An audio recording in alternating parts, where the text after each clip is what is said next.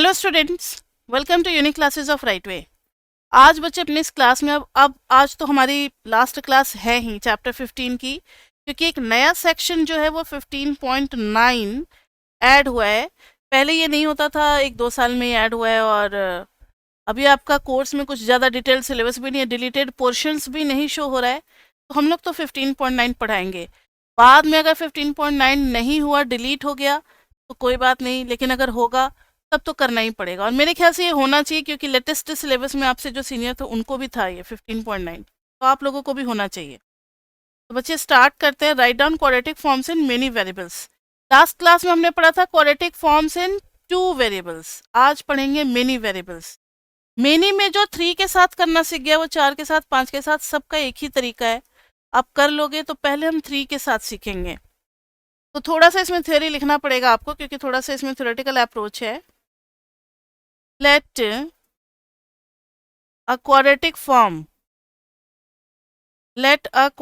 form in more than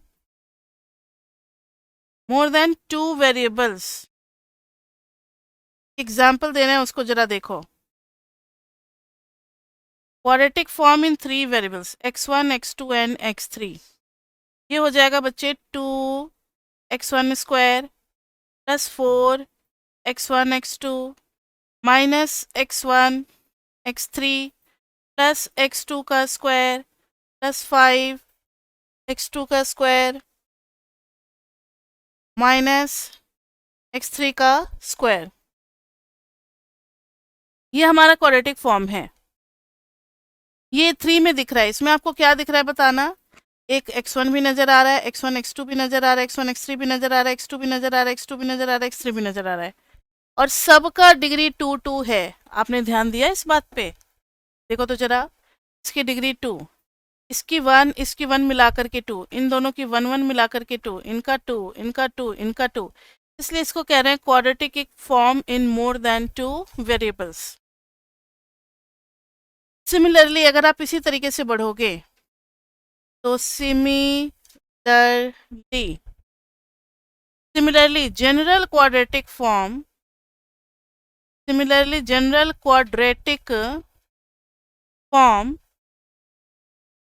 इन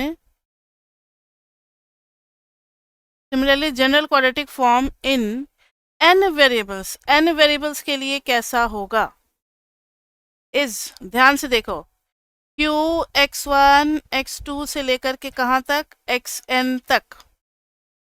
अब इतना बड़ा हम लिखते रहेंगे क्या n तक? उसके लिए शॉर्ट नोटेशन है ना, मैथमेटिक्स में यही तो फायदा है। तो हम लोग डबल समेशन का यूज कर देंगे, डबल समेशन aij। अभी समझ में आ जाएगा, बस अभी थोड़ा सा लिखो, पेशेंस रखो।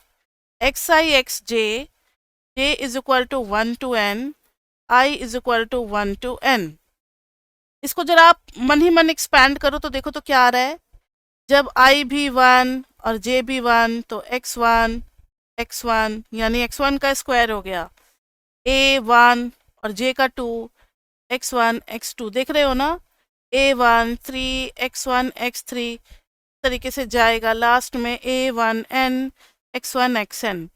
और भी टर्म्स आएंगे। अब अभी हमने ना i को कांस्टेंट रख के j को चेंज किया था, अब i को भी 2 कर दो, a2 1 x2 x1 a2 2, समझ में आ गया, x2 x2 a2 3 x2 x3 like this way, a2n x2 xn। इस तरीके से जाएंगे तो plus plus plus an1 xn x1 plus an2 xn x2 से लेकर के यह आ जाएगा ann xn इंटू xn, यानी कि xn का होल स्क्वायर। ये सब जो आपको दिख रहे हैं डायगोनल, ये x1 का स्क्वायर, इस तरीके से xn x2 का स्क्वायर, x1 का स्क्वायर, xn का स्क्वायर, ये सब स्क्वायर होंगे, बाकी सब क्रॉस वाले होंगे। इतना ही नहीं, क्रॉस में भी x1 x2 और x2 x1 सेम है, तो इन दोनों का सम हो जाएगा। a12 और a21 का क्या हो जाएगा, सम हो जाएगा। इन दोनों का क्या हो जाएगा, सम हो जाएगा। क्लियर? तो एक चीज और है, कि आपने देखा कि X I X J is equal to X J into X I, इनका जो कोफिशिएंट होगा, so A I J X I X J plus, note में करके लिखना, ये एक इंपॉर्टेंट बात बता रहे हैं, plus A J I X I is equal to A I J plus A J I, ऐसा कुछ दिख रहा होगा आपको क्वाड्रेटिक फॉर्म में। मतलब दिखेगा आपको एक ही जगह, लेकिन वो होंगे दो दो जगह की वैल्यूज, टू प्लेसेस की वैल्यूज होगी। जैसे जब आप इसके बाद का स्टेप करोगे तो उसमें इसको और इसको तो एक ही बना करके लिख दोगे ना। मान लो A12 आपका 2 है और ये 3 है, तो 3 + 2 कितना हो जाएगा 5। तो आप एक ही जगह लिखोगे, लेकिन वो एक्सपेंशन में दो जगह का दो प्लेस का होगा। ठीक है, बस इतना ही आपको याद रखना है। अब इस क्वाड्रेटिक फॉर्म को हम लोग, we can express this quadratic form, we can express quadratic form x1 x2 से लेकर के कहाँ तक xn in matrix form also, in matrix form also. अब वो मैट्रिक्स फॉर्म क्या है तो जरा ध्यान दें। q x1 x2 से लेकर के xn को लिख सकते हैं qx, इस पूरे को एक वेक्टर से रिप्रेजेंट कर रहे हैं x, इस पूरे को एक वेक्टर से रिप्रेजेंट कर रहे हैं x, वेक्टर x जिसके अंदर बहुत सारे कंपोनेंट है। कितने हैं? n कंपोनेंट्स हैं। वैसे ये टॉपिक अगर 12, 13, 14 आप पढ़ लेते ना, उसके बाद से करते ज़्यादा समझ में आता। लेकिन जो बच्चे चैप्टर 15 से स्टार्ट कर रहे होंगे कोई प्रॉब्लम नहीं है, यहाँ भी हम आपको समझाएंगे ये मानते हुए कि आपने 12, 13, 14 नहीं पढ़ा है। ठीक है, थोड़ा सा हेल्प मिल जाता है, लेकिन ऐसा नहीं है कि हम बिल्कुल नहीं कर सकते, बिल्कुल कर सकती हैं। एक वेक्टर है, उसको नाम दे दिया हमने कैपिटल एक्स। क्या नाम दे दिया? Capital x. अब इसको लिख सकते हैं कैपिटल एक्स का ट्रांसपोज, इतना तो आप लोगों को पता है, ए इंटू एक्स। ट्रांसपोज पढ़ा हुआ है ना, डैश मतलब ट्रांसपोज, रो कॉलम में बदल जाता है, कॉलम रो में। वेयर वेयर वेयर, अब ये ए एक्स कहाँ से आएंगे? तो x is equal to vector है x1 x2 से लेकर के कहाँ तक, xn तक। और a क्या है? वो सारे कोफिशिएंट हैं। इधर देखो, इधर कोफिशिएंट पे एक नजर डाला आपने? देखो A11 A12, ऐसा कुछ मैट्रिक्स का नोटेशन चल रहा है ना। मैट्रिक्स में फर्स्ट रो में A11 A12 ऐसे ही लिखते थे, एड्रेस के लिए नेमिंग लिखते थे, जो एलिमेंट का एड्रेस A11 A12 A13, इसलिए मैंने जानबूझ करके उस तरीके से लिखा था कि आपको कोई दिक्कत ना हो।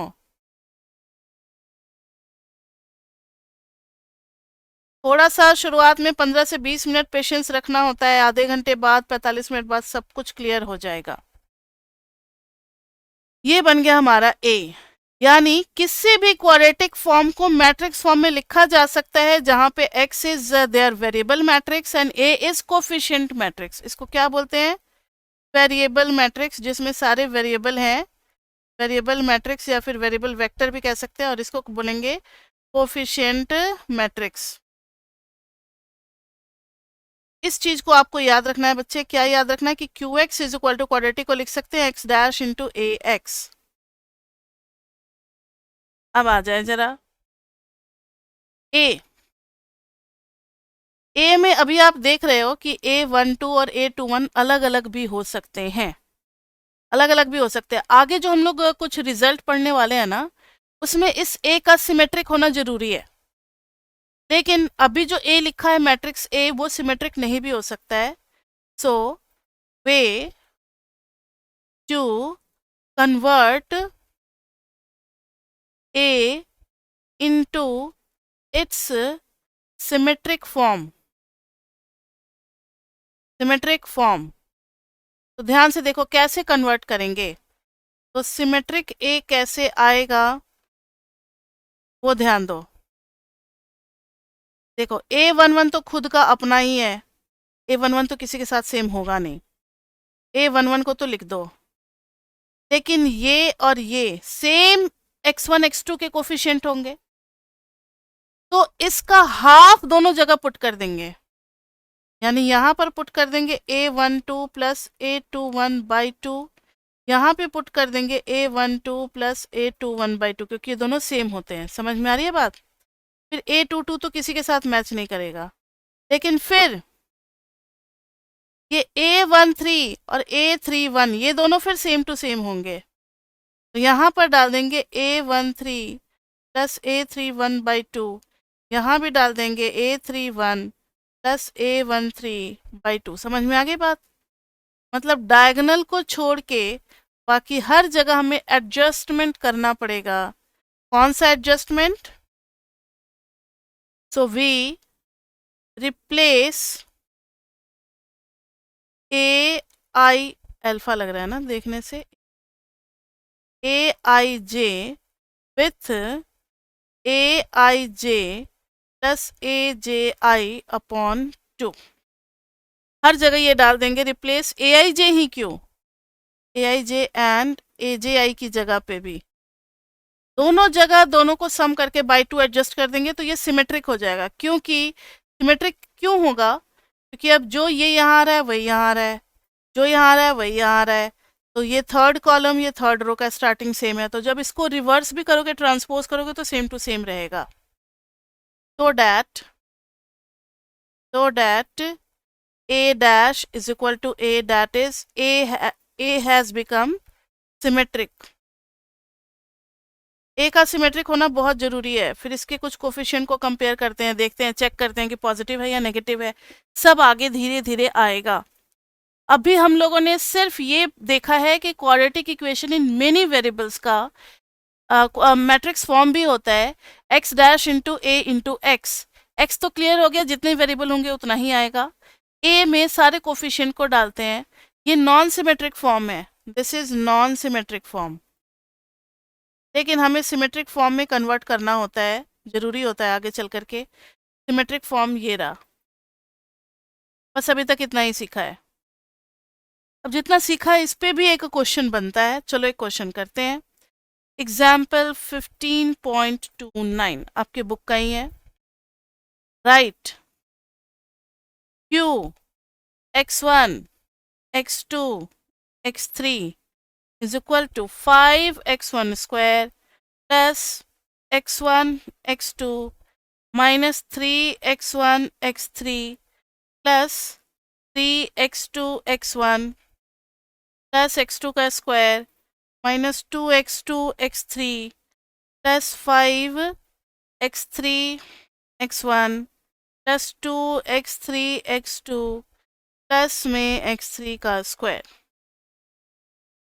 Right in the matrix form, इसको मैट्रिक्स फॉर्म में लिखना है हमें। कौन से मैट्रिक्स फॉर्म में? Matrix form with both A symmetric and non symmetric form, दोनों फॉर्म में लिखना है।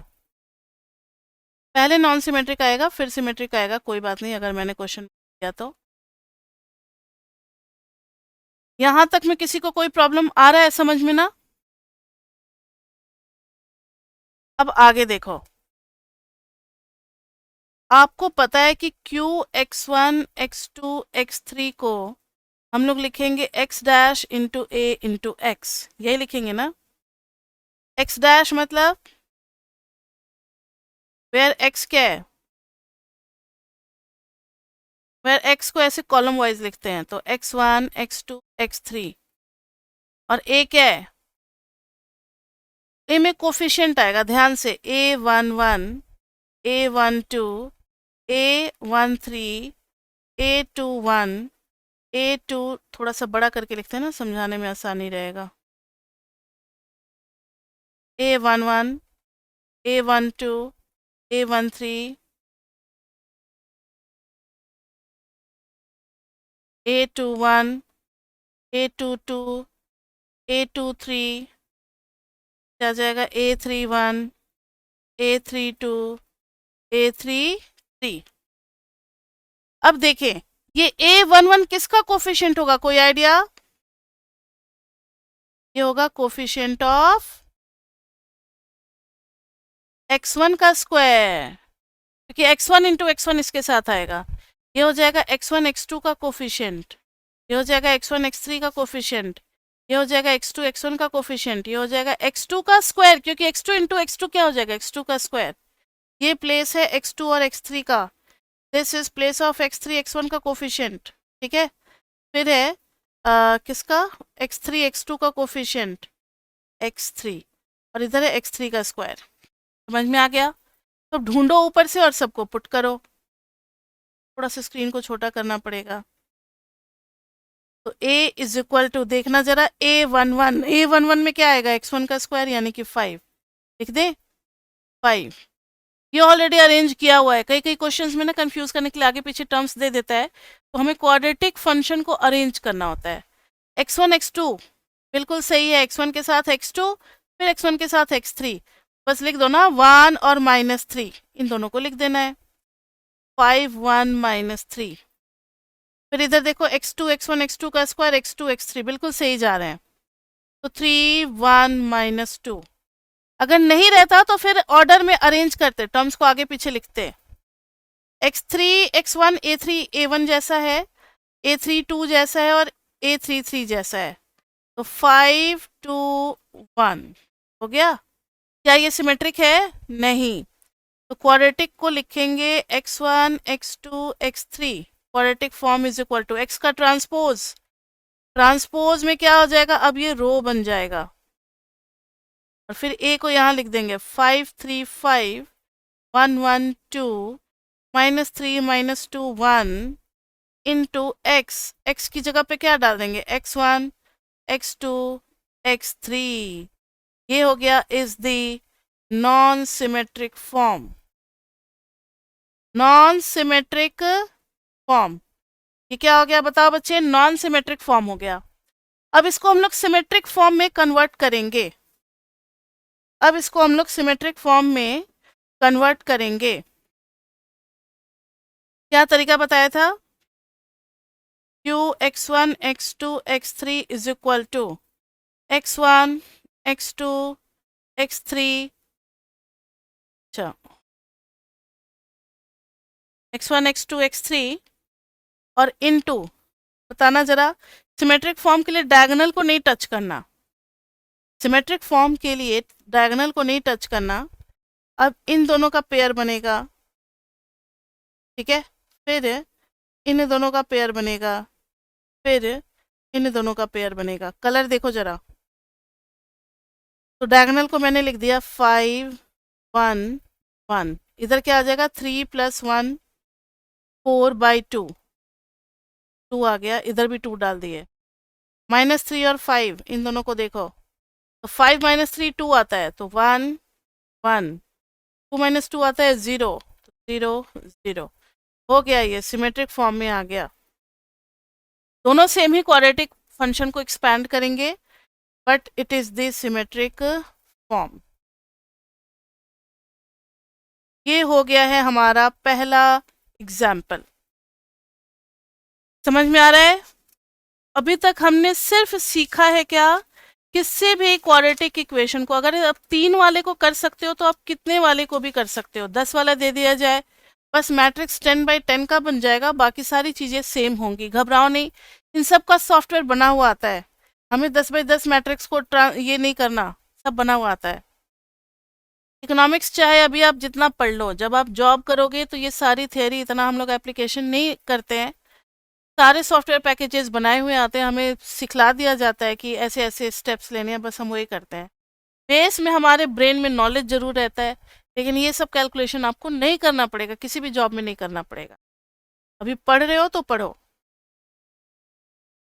अब ठीक है, क्वाड्रेटिक फॉर्म हम जान गए इन मेनी वेरिएबल्स, इसको मैट्रिक्स फॉर्म में भी रिप्रेजेंट करना जान गए, और नॉन सिमेट्रिक से सिमेट्रिक में कन्वर्ट करना भी जान गए। अभी तक इतना ही पढ़ा है हमने। लेकिन क्वाड्रेटिक फॉर्म को लास्ट क्लास में हमने एक चीज पढ़ा था, पॉजिटिव डेफिनेट, सेमी डेफिनेट, ये सब याद है?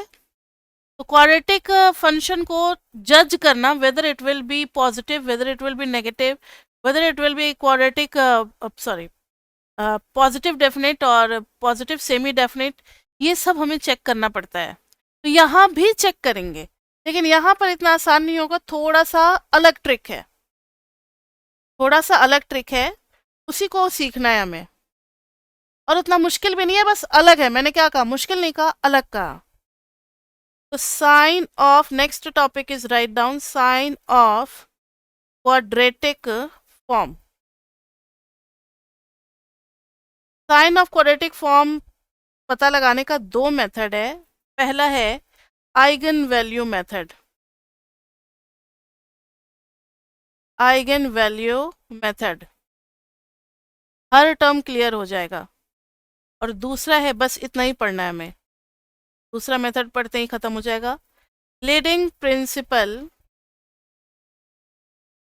माइनर। माइनर आपने पढ़ा था ना, माइनर और कोफैक्टर, वही है माइनर मेथड। जिसमें से पहला मेथड हम लोग पढ़ने जा रहे हैं, कौन सा, आइगन वैल्यू मेथड।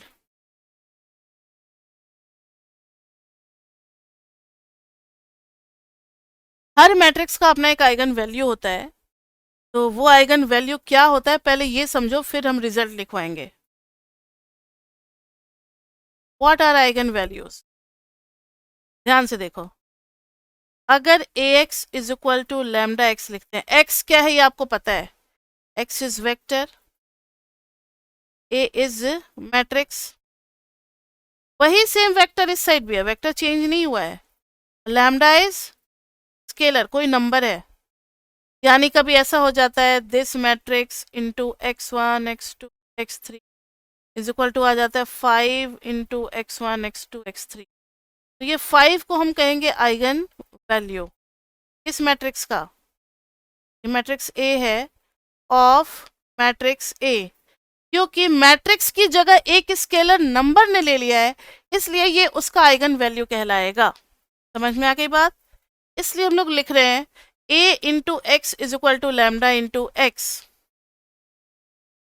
अगर ऐसा कोई स्केलर मिल जाता है, so these scalar lambda, scalar मतलब एक single number, these scalar lambda are eigen values. ये एक से ज्यादा भी हो सकते हैं। निकाला कैसे जाता है आइगन वैल्यूज, निकालना कैसे, क्योंकि आइगन वैल्यूज के ऊपर ही हम डिसीजन लेंगे। आइगन वैल्यूज के लिए देखो कैलकुलेशन, तो हमारे पास है A x is equal to lambda into X, इधर लेते आओ, A X minus lambda X is equal to 0। X तो आप कॉमन ले सकते हो, अब ए माइनस क्या लैम्डा लिख देंगे हम लोग।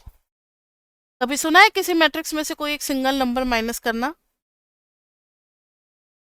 नहीं करते बच्चे। Lambda is a single number, A तो किसी भी ऑर्डर का हो सकता है, 3/3 2/2 4/4। उसके साथ क्या मल्टीप्लाई करना होता है, आइडेंटिटी।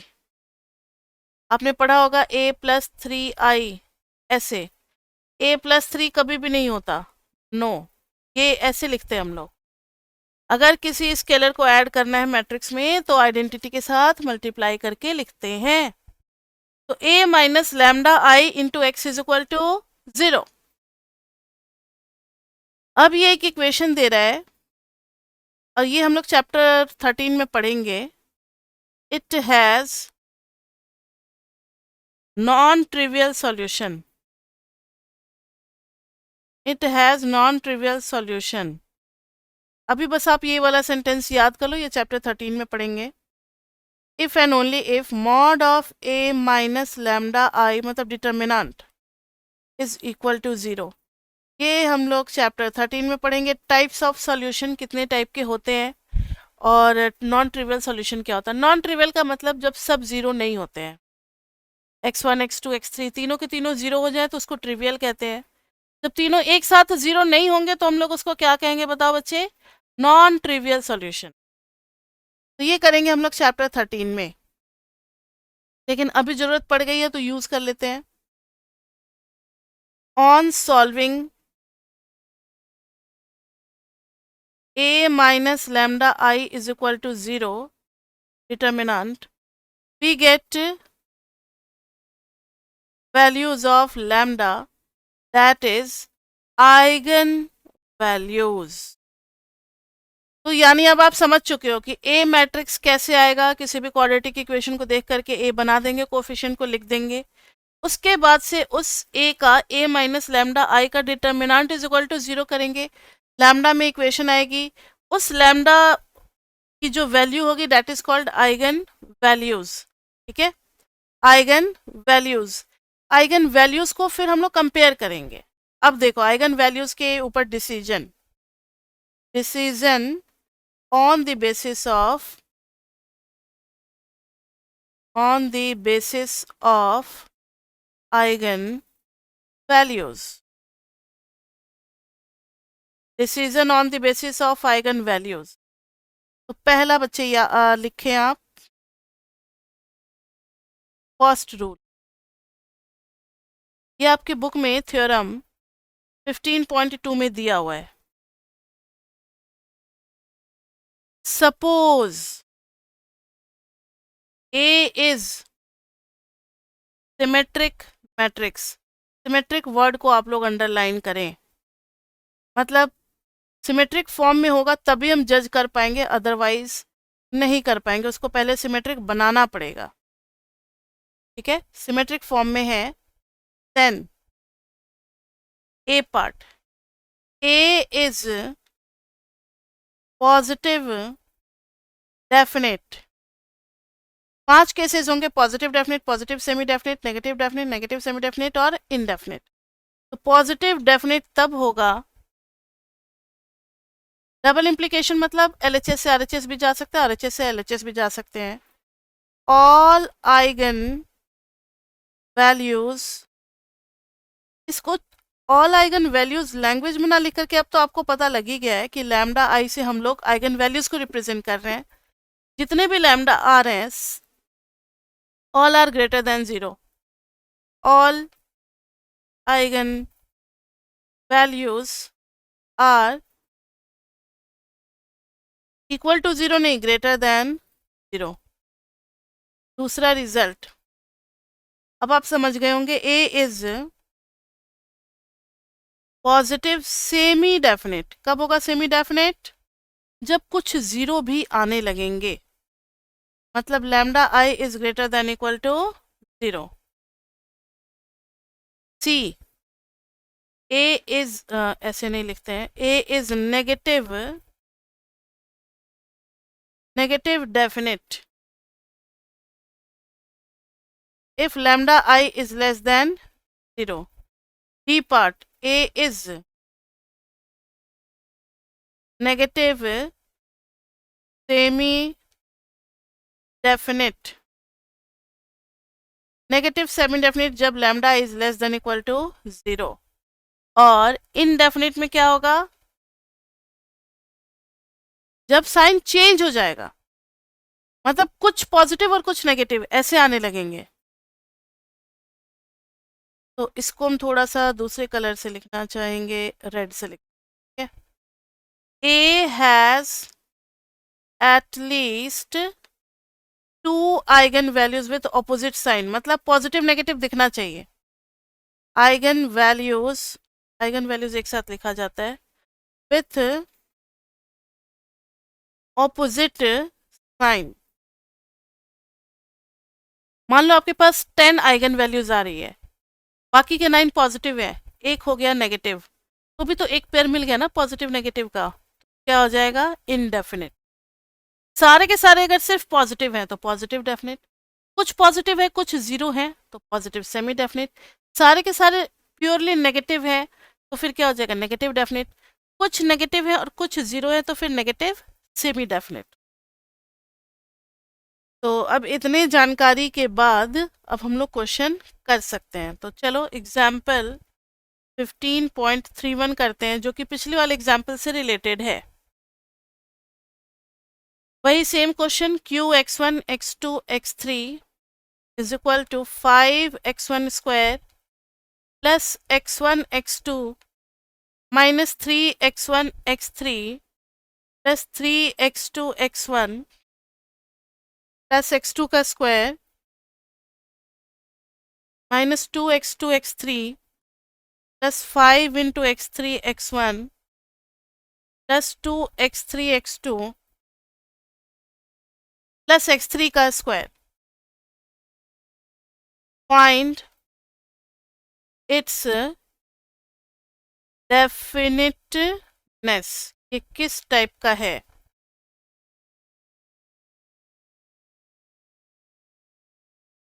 तो सबसे पहले हम क्वाड्रेटिक का ए निकालेंगे। तो here q can be expressed as, ऐसे लिखेंगे q x1 x2 x3 is equal to x dash a into x, where x is equal to x1 x2 x3 and a is equal to, अब आप डालो coefficient, सब कुछ perfect है बिल्कुल, अब याद ही है, अभी तो जस्ट किया था। ये तीनों आ जाएंगे फर्स्ट रो में, तो ये आ जाएंगे 5 1 -3, फिर ये तीनों 3 x2 x1 x2 का स्क्वायर प्लस 1 और इधर -2 x2 x3 का, ये तीनों आ जाएंगे सेकेंड रो में 3 1 -2, और फिर ये तीनों आ जाएंगे थर्ड रो में 5 2 और 1, तो 5 2 1 ये आ गया, but it's not symmetric matrix. तो symmetric A, symmetric form of A is equal to, diagonal को सीधा कॉपी कर देते हैं, 5 1 1 3 + 1 4, एक बार और कर लिया तो रिवाइज ही हो गया ना, क्या गलत हुआ, ठीक तो है, क्योंकि क्वेश्चन यहीं से आएगा पेपर में, क्वाड्रेटिक इक्वेशन दे देंगे और फिर वो आपसे पूछेंगे। 3 + 1 4 बाई 2, तो 2 आ गया, 5 - 3 2 बाई 2 1 आ गया, 1 आ गया, 2 और 2 कितना, 2 और 2 -2 0 आ गया, तो 0 0 आ गया, सिमेट्रिक फॉर्म ऑफ ए। अब रूल कहता है कि उसका आइगन वैल्यू चाहिए होगा तो लिखेंगे let lambda be eigen value of A, ध्यान रहे हम सिमेट्रिक ए की बात कर रहे हैं, then determinant a minus lambda I is equal to 0. Determinant a is what, 5 2 1 1 0 1 0 1 minus lambda I, lambda अंदर चला जाएगा, और एडिशन या सब्ट्रैक्शन सेम ऑर्डर के मैट्रिक्स में होता है, लैम्डा लैम्डा लैम्डा 0, या नेक्स्ट स्टेप में करेंगे तो ज़्यादा अच्छा लगेगा। लैम्डा और आइडेंटिटी आपको याद है ना, आइडेंटिटी मैट्रिक्स सेम स्ट्रक्चर बन जाता है प्लस माइनस करने के लिए, डिटर्मिनेंट इज इक्वल टू 0, यह आ जाएगा बच्चे 5 माइनस लैम्डा, एक स्टेप और कर लेते हैं, 5 2 1 2 1 0 1 0 1 minus lambda 0 0 0 lambda 0 0 0 lambda, determinant is equal to 0, ये आ जाएगा 5 माइनस लैम्डा 2 1 2 1 माइनस लैम्डा, क्या हो गया, पेन को 1 मिनट राइट कर दिया, 1 माइनस लैम्डा, फिर ये 0, सिर्फ डायगोनल में चेंजेस आएगा ना, क्योंकि डायगोनल में ही लैम्डा अरेंज्ड है, 1 0 1 minus lambda, determinant is equal to 0, determinant निकालने आता है ना फर्स्ट रो के अबाउट एक्सपैंड कर रहे हैं बच्चे, पहले का प्लस, दूसरे का माइनस, तीसरे का प्लस, ये हो जाएगा 5 minus lambda into minor 1 minus lambda 0 0 1 minus lambda, फिर है -2, फिर फर्स्ट और सेकंड कॉलम चला जाएगा, 2 1 0 1 माइनस लैम्डा, फिर आ जाएगा +1, फर्स्ट और थर्ड कॉलम चला जाएगा, 2 1 1 माइनस लैम्डा और 0 is equal to 0. So this will be 5 minus lambda, इधर आ गया 1 माइनस लैम्डा का होल स्क्वायर -2, और 2 इंटू 1 माइनस लैम्डा इधर हो जाएगा 0 और -1 माइनस लैम्डा इक्वल टू 0। देखो तो 1 माइनस लैम्डा हर जगह है, minus lambda 1 minus lambda 1 minus lambda, common ले ले बच्चे। एक चीज और, ये है -4 और ये है -5। एक मिनट, थोड़ा सा और सिंप्लीफाई कर लेते हैं। 1 माइनस लैम्डा का स्क्वायर और -5 1 माइनस लैम्डा, तो ये आ जाएगा 1 माइनस लैम्डा कॉमन लेते ही 5 minus lambda 1 minus lambda -5 is equal to 0। This is 1 minus lambda. अब तो सिंप्लीफिकेशन चल रहा है ना, तो 5 प्लस लैम्डा स्क्वायर -5 लैम्डा, तो -6 लैम्डा -5 इज इक्वल टू 0।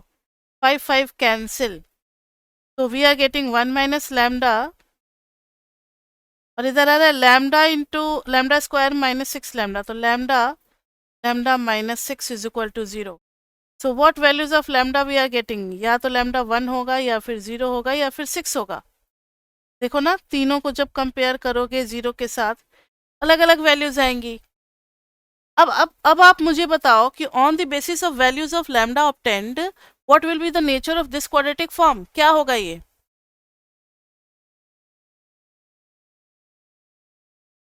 तो देखो, lambda I are greater than equal to 0, क्योंकि एक जगह 0 आ चुका है, इसको भी नोटिस करना है। तो Q is positive semi definite, तो Q is positive semi definite. अगर सारे के सारे पॉजिटिव आ जाते तो फिर हम पॉजिटिव डेफिनेट लिख देते, लेकिन 0 भी आ गया है, एक भी 0 आ गया तो फिर सेमी वर्ड लग जाएगा। क्लियर। तो ये था हमारा मेथड 1। मेथड 1 हो गया। अब मेथड 2 पे चलेंगे। मेथड 1 में हम लोगों ने देखा आइगन वैल्यूज निकाल करके उसकी वैल्यूज को चेक करके सीधा रिजल्ट लिख देना है, लेकिन आइगन वैल्यूज निकालना थोड़ा सा टफ काम होगा। a माइनस लैम्डा ए का डिटर्मिनेंट इज इक्वल टू 0। थोड़े कॉम्प्लिकेटेड से आपके इक्वेशंस बन सकते हैं, क्यूबिक इक्वेशन को सॉल्व करना पड़ सकता है, but that is not the part of this MME. वो तो सिंप्लीफिकेशन का पार्ट है, वो तो सबको आता ही है। तो पहला मेथड हो गया बच्चे। अब हम लोग चलते हैं मेथड 2 की तरफ। अब बच्चे हम लोग दूसरा मेथड स्टार्ट करने जा रहे हैं। हम लोग दूसरा मेथड स्टार्ट करने जा रहे हैं, वो है method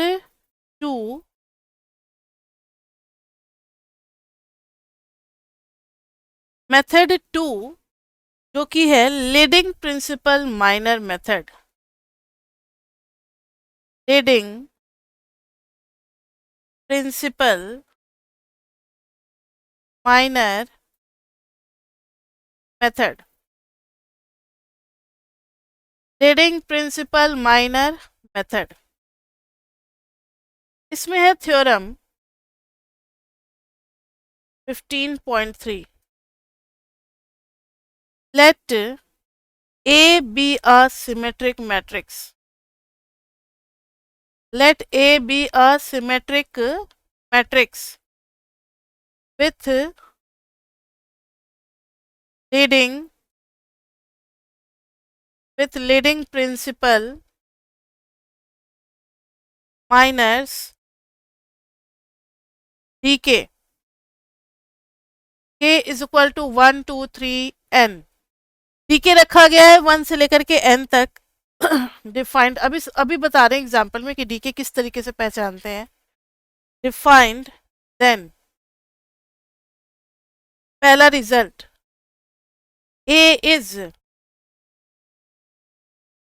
A is positive definite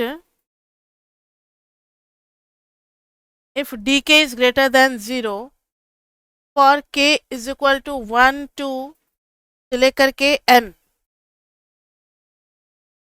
B में है A is negative definite -1 to the power k dk is greater than 0 for k is equal to 1 2 से लेकर के कहाँ तक n तक। इसका मीनिंग अभी आपको समझ में आ जाएगा, पहले एक एग्जाम्पल देखो फिर मीनिंग समझ में आ जाएगा। वापस इस पे आएंगे। एक एग्जाम्पल है आपकी बुक का 15.32, prove that the following matrix is negative definite, और A दे दिया है -320 to -3000 -5। अब देखो जरा, मैंने क्या आपको बताया सबसे पहले कि A एक सिमेट्रिक मैट्रिक्स है। ठीक है, बहुत बढ़िया। इसको चेक करो तो पहले ये सिमेट्रिक है, बिल्कुल है बच्चे, जैसा डायगोनल है। ठीक है, ये टू दोनों सेम है, ये 0 0 सेम है, ये 0 0 सेम है, तो हो गया ये सिमेट्रिक मैट्रिक्स। क्या हो गया? ये सिमेट्रिक मैट्रिक्स हो गया। आप इसको चेक भी कर सकते हो, ए ट्रांसपोज निकाल लेना, तो पहला रो फर्स्ट कॉलम बन जाएगा, तो -320 -30 तो लिखेंगे since A is equal to A dash, so A is symmetric matrix. तो A is symmetric matrix, symmetric matrix है A। अब आगे देखो, डी के प्रिंसिपल माइनर के बारे में चर्चा हो रही है कि प्रिंसिपल माइनर जो है वो डीके हो जाएगा। K इज इक्वल टू 1 2 3 4 से लेकर के n तक डिफाइंड। अब इसके कितने प्रिंसिपल माइनर बनेंगे? देखो, पहला प्रिंसिपल माइनर D1, दूसरा प्रिंसिपल माइनर ये 4, तीसरा प्रिंसिपल माइनर ये टोटल 9। समझ में आई बात या नहीं? नहीं आई तो देखो, D1 प्रिंसिपल माइनर ये हो जाएगा खाली -3, फिर हो जाएगा D2 प्रिंसिपल माइनर, लिखा हुआ इग्नोरिंग डिफाइंड। ठीक है, डी के D2 क्या हो जाएगा बताना? पहले 4, यही 4 को लिया जाएगा, मतलब ये तो सब में आएगा ही आएगा। -3 2 2 -3, माइनर तो बहुत सारे होते हैं, माइनर तो कोई भी 4 ले लोगे वो माइनर हो जाएंगे। माइनर तो ये भी होगा, माइनर तो ये भी होगा, लेकिन हम इनकी बात नहीं कर रहे। ठीक है, लीडिंग की बात कर रहे हैं, leading principal minor, leading principal minor की बात कर रहे हैं। वो फर्स्ट से ही स्टार्ट होता है। D3 क्या हो जाएगा बताना? -3 2 0 2 -3 0 0 0 -5। अब तीनों की वैल्यू निकालनी है, तो सिंगल वाले का तो चलो D1 इज इक्वल टू -3 है जो कि नेगेटिव। D2 निकालोगे कितना आ जाएगा? 3 3 9 9 -4 5, और D3 निकालोगे तो करना पड़ेगा -3 इंटू, आता है ना सभी को डिटर्मिनेंट निकालने, दिस माइनस दिस, 5 3 जा 15, -2 इंटू फर्स्ट रो और सेकेंड कॉलम गया तो -10, और 0 के साथ तो 0, ये कितना आ गया? -45 + 20 कितना आ गया? -25। कितना आ गया? -25। D1 D2 और D3 क्या हुआ? यस, ये सब लीडिंग प्रिंसिपल माइनर होते हैं। जैसे D1 निकालना है ना, तो खाली फर्स्ट एलिमेंट लेंगे 1, डिटर्मिनेंट स्क्वायर मैट्रिक्स का डिटर्मिनेंट निकालना होता है। D2 निकालना है तो इसी से स्टार्ट करेंगे और ये 4 ले लेंगे, ये D2 हो जाएगा। और जब 3 3 ले लेंगे दोनों डायरेक्शन में तो ये D3 हो जाएगा। समझ में आ गई बात? मतलब फर्स्ट वाला एलिमेंट तो रहना ही रहना है, इसको तो रखना ही रखना है सब में, यहीं से स्टार्ट करना है। D1 का मतलब एक ही एलिमेंट आएगा, D2 का मतलब 2 रोज और 2 कॉलम्स होंगे, D3 का मतलब 3 रोज और 3 कॉलम्स होंगे। ठीक है, आई बात समझ में? अब देखो, बताओ मुझे कि D के ऑड पावर सभी क्या है?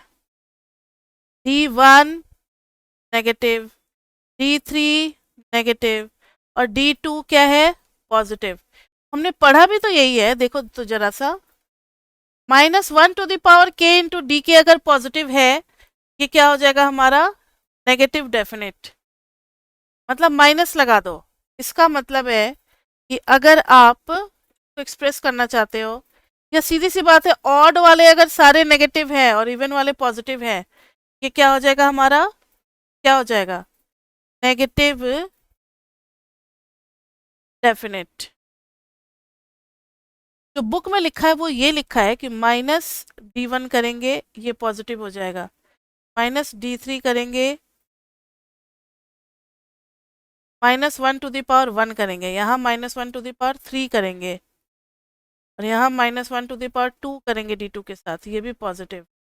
अगर ऐसा है तो नेगेटिव डेफिनेट हो जाए, अगर -1 के पावर के साथ है। तो बात तो एक ही हुआ ना, चाहे ये बोलो या फिर ये बोलो, कि जितने भी ऑड नंबर वाले प्रिंसिपल माइनर होंगे, लीडिंग प्रिंसिपल माइनर जितने भी ऑड वाले होंगे, अगर वो नेगेटिव है, इवन वाले पॉजिटिव है, तब ये क्या हो जाएगा, नेगेटिव डेफिनेट। अगर सारे के सारे पॉजिटिव होते तो फिर क्या हो जाता, पॉजिटिव डेफिनेट। आई बात समझ में?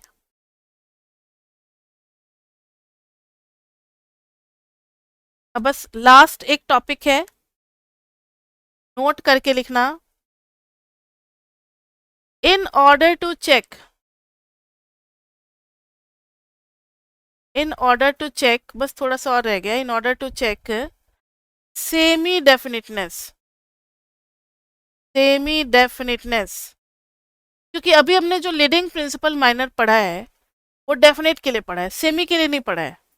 रिजल्ट जो था हमारा सिर्फ 2 ही था, आपने ध्यान नहीं दिया होगा, पॉजिटिव डेफिनेट, डेफिनेट के लिए, सेमी डेफिनेट के लिए था ही नहीं। तो अब सेमी डेफिनेट के लिए देखते हैं। In order to check semi definiteness by calculating minors, अब जरूरी नहीं कि हम क्या निकालें, प्रिंसिपल माइनर निकालें, minor, not necessarily principal, not necessarily principal, leading, leading principal minor, कोई जरूरी नहीं है, जितने माइनर पॉसिबल है सारा माइनर निकालेंगे। वन हैज टू कंसीडर, जो भी इंसान निकाल रहा है उसी को वन बोला जा रहा है, one has to consider sign of all principal minor, यहाँ पे प्रिंसिपल तो होगा, लीडिंग मत लो, ठीक है, लीडिंग नहीं है, ऑल प्रिंसिपल माइनर्स ऑफ ए। अब रिजल्ट क्या है, if all principal minors are, if all principal minors are greater than equal to 0, then ये हो जाएगा positive semi definite. If all principal minors are less than equal to 0, तब negative semi definite, ठीक है। Leading वाला जरूरी नहीं है, अब आप कोई भी 4 वाला प्रिंसिपल माइनर निकाल सकते हो, लास्ट वाला 4, राइट वाला 4, लेफ्ट वाला 4, डाउन वाला 4, कहीं से भी, सबका साइन चेक करेंगे। समझ में आ गई बात? एक और नोट है, if A is diagonal matrix, then A diagonal matrix का मतलब क्या हो गया, अल्फा बीटा गामा, बाकी सब क्या बताओ, 0 0 0। तो जो डायगोनल मैट्रिक्स में डायगोनल एलिमेंट्स होते हैं ना, वही क्या होते हैं, आइगन वैल्यूज भी होते हैं। इसलिए जो आइगन वैल्यूज के लिए रिजल्ट था वही यहाँ पे डायगोनल एलिमेंट्स के लिए भी हो जाएगा, ठीक है। तो इसमें लिखेंगे A is positive semi definite, A is positive semi definite if, यहाँ पे आप λ1 λ2 ये सब डाल दो, λ1 λ2 λ3, इफ सारे के सारे lambda greater than equal to 0 है। ए इज सिर्फ definite, positive definite, if lambda I is only greater than 0. A is negative, definite, negative, semi definite. अब आप समझ ही चुके हो, अब कुछ मुझे नया पढ़ाना नहीं है, बस एक्सरसाइज के 3-4 क्वेश्चन है, जल्दी जल्दी वही करा देना है क्योंकि अब इजी है सारे. इफ सारे के सारे लैम्डा आई क्या लेस देन इक्वल टू 0, मतलब कुछ नेगेटिव कुछ 0 चलेगा. Negative, definite. if lambda I is less than 0. Indefinite.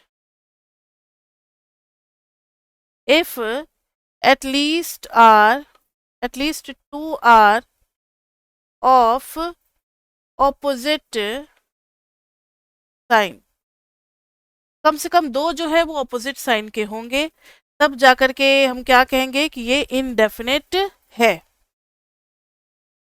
अब बच्चे मुझे इस टॉपिक में कुछ भी नहीं पढ़ाना है, कॉन्सेप्ट तो सारा मैंने करा दिया. अब आपकी बुक में टोटल 4 क्वेश्चन है, वो 4 क्वेश्चन कराते ही आज की क्लास हमारी कंप्लीट हो जाएगी. वो 4 क्वेश्चंस भी हम लोग इसी क्लास में ही करवा देते हैं क्योंकि ज़्यादा टाइम तो लगता है नहीं. तो आपकी बुक में जो बैक एक्सरसाइज है, ताकि कुछ भी ना रहे बच्चों के मन में कि क्या है इस टॉपिक में क्या नहीं, तो हम लोग क्लास में ही एक्सरसाइज भी करवा देते हैं. 1 इसमें दे रख 1 में क्या दिया हुआ, जरा क्वेश्चन एक बार देखना, बुक निकालना. 15 का लास्ट एक्सरसाइज है. Right the quadratic form in full when n is equal to 3. अच्छा, तो क्वाड्रेटिक फॉर्म हमें लिखना है for n is equal to 3 की. किस तरीके से क्वाड्रेटिक फॉर्म लिखा जाएगा? q x1 x2 x3 is equal to full पूरा लिखना है. तो a11 x1 का स्क्वायर, a12 x1 x2 बहुत इजी है पहचानना. a13 लिख रहे हो, पहले 1 लिखे बाद में 3 लिखे ना, तो x1 x3. अब फर्स्ट रो का काम हो गया खत्म, अब सेकेंड रो का स्टार्ट हो रहा है. तो a21 नीचे लिख देते हैं ताकि आपको थोड़ा समझने में आसानी हो. a21 x2 x1 plus a22 x2 into x2 तो x2 का square, a23 x2 x3 plus अब a31 x3 x1 plus a32 x3 x2 plus a33 x3 का स्क्वायर. ये फुल फॉर्म हो गया 3 वेरिएबल का quadratic form. Clear? Next question. Right the following quadratic forms in matrix form with a as symmetric. इसमें से पहला है x square plus 2xy plus y square. तो देखो ना, इसको मैट्रिक्स फॉर्म में लिखना है. x क्या बनेगा हमारा, दो ही तो वेरिएबल दिख रहा है बस, x और y. a क्या बनेगा, एक्स स्क्वायर 1 और 2xy. yx नहीं है, याद रखना. x x x y y x y y ऐसे चल रहा है हमारा. x इंटू वाई है और फिर y स्क्वायर है, yx नहीं है तो 0, और इधर लिख दोगे क्या 1. आप इसको लिखना चाहो तो ऐसे लिख सकते हो, equal to x square plus 2xy plus 0 into y x plus y square. अब क्लियर हो जाएगा कि वाई एक्स का कोफिशिएंट क्या है, 0. ये आगे इसको मैट्रिक्स फॉर्म में लिखना था, तो x square plus 2xy plus y square को लिख देंगे एक्स वाई का ट्रांसपोज, यानी इस तरीके से एक्स वाई. इधर में डाल देंगे 1 0 2 1 और इधर डाल देंगे एक्स वाई, क्योंकि फॉर्म क्या होता है याद है ना, एक्स डैश इंटू ए इंटू एक्स. लेकिन सिमेट्रिक फॉर्म में करना है बच्चे, तो सिमेट्रिक फॉर्म में क्या हो जाएगा, एक्स वाई 1 1 तो ठीक है, इस दोनों को ऐड कर दो और बाई 2 कर दो. बाई 2 करेंगे तो कितना आ जाएगा 2, तो 1 1 2xy. सो इजी, हो गया खत्म. अब B part. 3x1 square minus 2x1 x2 plus 3x1 x3 plus x2 square minus 4x2 x3 plus 3x3 का स्क्वायर। देखो ये ना प्रॉपर फॉर्म में नहीं लिखा हुआ है, कुछ टर्म्स मिसिंग है। तो पहले हम लिखेंगे q(x1 x2 x3) is equal to 3x1 square minus 2x1 x2 और plus x1 x3 3x1 x3।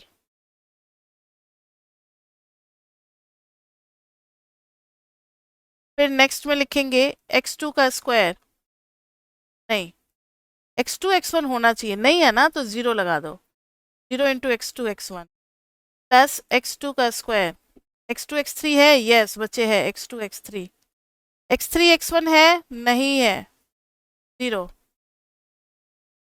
x3 x2 है, नहीं है तो 0 × x3 x2, फिर x3 का स्क्वायर है, यस है तो 3 × x3 का स्क्वायर। हो गया, बन गया quadratic is equal to x का डैश होता है तो x1 x2 x3, इधर में 3 0 0, सामने सामने लिखने का फायदा ही यही है कि आप सीधा कोफिशिएंट देख करके कॉपी कर दोगे और इधर आ जाएगा x1 x2 x3। लेकिन सिमेट्रिक फॉर्म में कन्वर्ट करना है बच्चे, ये आ जाएगा x1 x2 x3, डायगोनल को तो कॉपी कर देना है 3 1 3।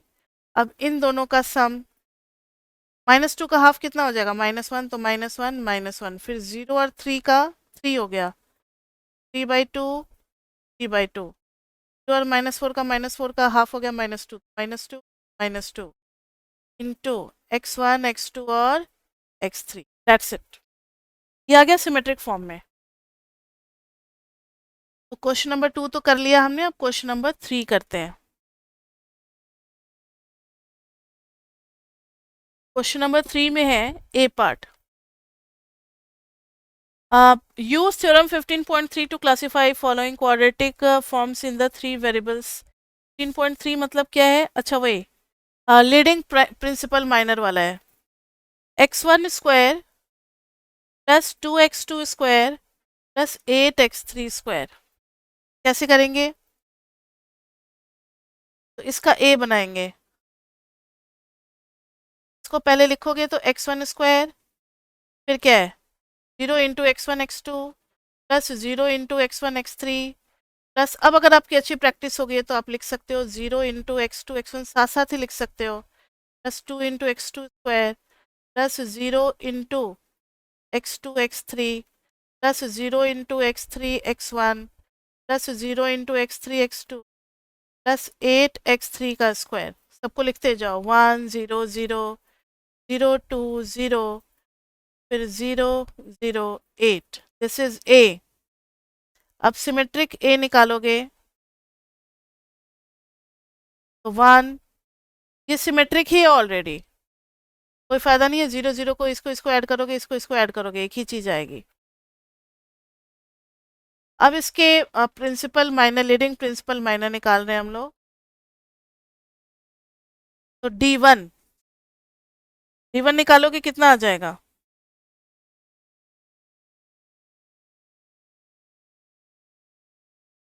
D1 निकालोगे तो कितना आ जाएगा, सिर्फ 1, खाली यही रहेगा D1 में। D2 में इन चारों को लेंगे, ये तो पॉजिटिव आ गया, D2 में लेंगे 1 0 0 2, ये भी 2 आ गया ग्रेटर देन 0। D3 में लेंगे 1 0 0 0 0 2 0 0 8, इसका जब एक्सपैंड करेंगे तो 1, इसमें तो सिर्फ डायगोनल को ही मल्टीप्लाई कर देना होता है ना, 1 दिस माइनस 0 और फिर इनके साथ तो कुछ होगा ही नहीं, 8 2 जा 16 हो जाएगा टोटल, ऑल आर पॉजिटिव, फिर क्या हो गया ये पॉजिटिव डेफिनेट। समझ में आ गई बात, तो पहले ए निकालना है, ए को सिमेट्रिक बनाना है, फिर उसके लीडिंग प्रिंसिपल माइनर निकाल करके साइन चेक करके फिर रिजल्ट लिख देना है। 3 का ए हो गया, 3 का बी देखो, 3 का बी भी अब आप कर ही लोगे, x2 square plus 8x3 square, उसी तरीके से होगा, इसमें बहुत सारे टर्म गायब है, पता है सिर्फ क्या गिवन है हमें, 0 0 0 0 0, खाली x2 स्क्वायर 1 और 8 ये गिवन है, और ये सिमेट्रिक है। इसका लीडिंग निकालोगे तो leading D1 is equal to 0, D2 निकालोगे 0 0 0 1, ये भी 0, D3 निकालोगे 0 0 0 0 1 0 0 0 8, सब 0 ही आ गया। अब समझ में नहीं आ रहा है कि इसको नेगेटिव लिखा जाए या फिर पॉजिटिव लिखा जाए। सेमी डेफिनेट में सब 0 आ गया। तो अब हम लोग कोई दूसरा माइनर भी निकालेंगे, ये वाला माइनर निकाल लो। समझ में आ गई बात। 1 0 0 8 में 8 आ गया पॉजिटिव। सारे माइनर का साइन चेक करेंगे और कोई भी माइनर पॉजिटिव नहीं आ रहा है, सारे माइनर 0 आ रहे हैं। देखो ना, इस 4 का भी 0, इस 4 का भी 0, 4 का भी 0, 4 का भी 0। ठीक है, नहीं इस 4 का तो खैर पॉजिटिव 8 आ गया। चलो कहीं तो पॉजिटिव आया, बाकी सब 0, तो इसलिए हम लोग इसको लिख देंगे पॉजिटिव सेमी डेफिनेट। समझ में आई बात। जब सारे 0 हो रहे हो और हमें डिसाइड करना है तो फिर आप कोई भी माइनर लेकर के साइन चेक कर लो। सारे माइनर, यहाँ पर एक ही माइनर निकल रहा था, बाकी सब 0 हो रहा था, इसलिए एक माइनर निकाल करके कर दिया। C part, -3x1 square plus 2x1 x2 minus x2 square plus 4x2 x3 minus 8x3 का स्क्वायर। इसका जब a लिखोगे तो x1 का स्क्वायर -3, x1 x2, फिर x1 x3 तो है ही नहीं तो 0, x2 x1 तो है ही नहीं तो 0, -1, x2 x3 का 4, x3 का 0, x3 x2 का 0, -8x3 स्क्वायर। ये नहीं है बच्चे सिमेट्रिक, तो इसका सिमेट्रिक a बनाना पड़ेगा। डायगोनल को तो लिख दिया मैंने। अब ये 0 और 2 का सम करेंगे तो 1 1 1, इन दोनों 0 का तो कुछ नहीं होगा, 0 0, ये 0 और 4 का यहाँ आ जाएगा 2 और ये आ गया a। इसका लीडिंग प्रिंसिपल माइनर निकालेंगे तो D1 इज इक्वल टू -3 जो कि negative, D2 is equal to -3 -1 1 1, तो 3 -1 2 जो कि पॉजिटिव हो गया। इनडेफिनिट हो गया, दो ही से पता लग गया। ये क्या हो गया बताओ, इनडेफिनिट। इनडेफिनिट हो गया क्योंकि कोई नेगेटिव और कोई पॉजिटिव आ रहा है, तो ये क्या हो गया, इनडेफिनिट। कुछ पता नहीं चल रहा है। नेक्स्ट, अब लास्ट क्वेश्चन है बच्चे हमारा, छोटा सा प्रूफ है इसका। Suppose A is positive semi definite and symmetric. Suppose A is positive semi definite and symmetric. Prove that A is positive definite if determinant A is not equal to 0. पहले ना आप इसका मीनिंग समझ लो।